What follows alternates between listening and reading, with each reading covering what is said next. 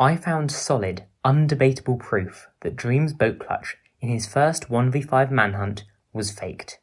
This time, I'm not talking about some weird visual I spotted, but firm evidence based on knowledge about the game, knowledge about multiplayer, and some basic logic. I'm first going to talk a little bit about the last video I made and what was wrong with it. If you want to skip straight to the proof, use the timestamp on screen now. In my last video, the evidence I found was that the boat appears in his hotbar at the bottom of the screen before he clicks on it in his inventory. This led me to come up with a theory of the crafting table footage being overlaid on the background, hence the desynchronization between the two representations of the hotbar. It was a good theory, but I later discovered that this is a genuine visual glitch that can occur. So my evidence was invalid. But I wasn't wrong. The clutch was fake, and there actually was even better evidence there all along, which I have now discovered. This proof is all about the time that the crafting table is open for. Now, everyone noticed that Dream had the crafting table open for a lot longer than it should have been, but everyone was saying that it's because he's on a multiplayer server, so has a bit of lag. Now, this is partially true.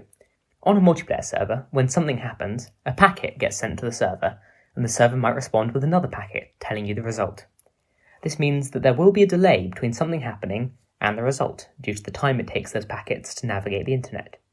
So, it is true that if Dream had a high ping time, the crafting table would close a lot later than on single player, but it would also open later. When you right-click the crafting table, you have to wait until the server responds before the inventory actually pops up on your screen. To demonstrate this, I used some software to make my ping artificially higher and set my ping to 200 milliseconds. As you can see, there's a delay before the inventory opens, and the same delay before it closes. So the actual time that the crafting table is open is pretty much the same as if you had zero ping. There is still a way around this though.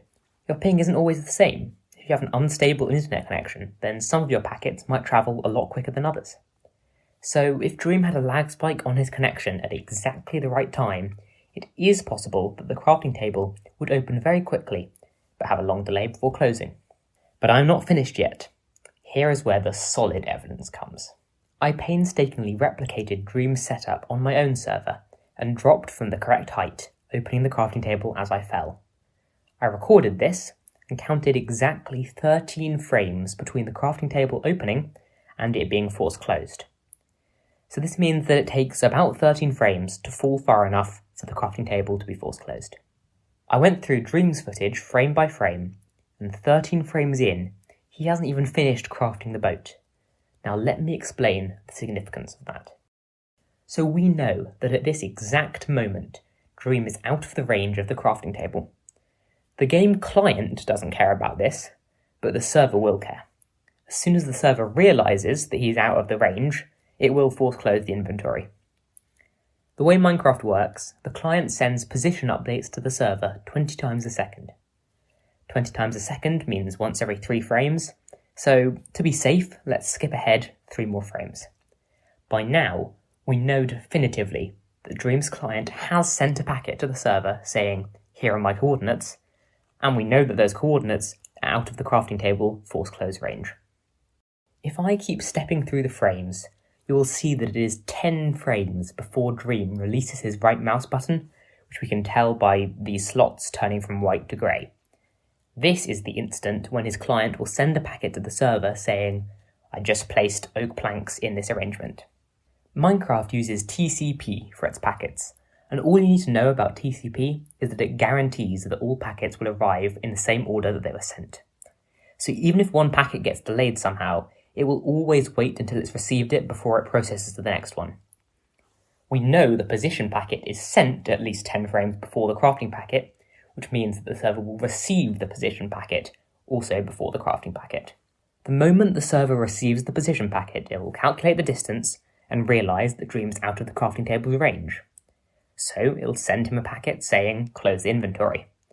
But that packet isn't what we really care about. That packet could get delayed, which would explain the inventory being open for so long. What we do care about is the other thing that the server does. That is, it will internally store the fact that Dream no longer has a crafting inventory open. That means when it subsequently receives the packet about the oak planks being placed in, it will totally ignore it. As far as it's concerned, there is no inventory open. So a packet about putting things in certain slots in the inventory won't make any sense to it. It'll stop right there. It won't even run the code that detects that Dream has made the recipe for a boat. So there is no way that it will respond with a packet that says, put a boat in the result slot. And even if it did, because TCP preserves packet order, the packet telling the client to close the inventory would get there before the packet telling the client to make the boat appear in the result slot. Oh, and in case it wasn't clear already, crafting is a server-side action. When the client places stuff into the crafting table, it does indeed have to wait for the server to respond, saying what should appear in the result slot. This is what enables servers to have custom crafting recipes, etc. So the fact that a boat does indeed appear in the result slot in Dream's video is quite literally impossible. This means that this scene in the manhunt can't have been legit. It could have been edited somehow, or more simply, Dream could have just created a plugin or modified his server jar to remove or increase the distance limit for crafting. Now on my last video, I got a bunch of comments that looked something like this.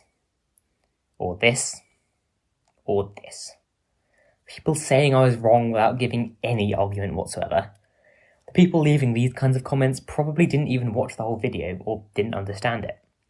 So anyone who's about to go and leave a comment like those on this video, have you actually watched the whole thing? And have you actually understood it? If there's something specific you don't understand, leave a comment asking me and I'll do my best to explain. If I have made a genuine mistake, or you've figured out something that invalidates my argument, then explain yourself in the comments and I'll be happy to talk about it, or even admit to being wrong. But please don't leave comments like these. Thanks for watching and have a great day. See you next time.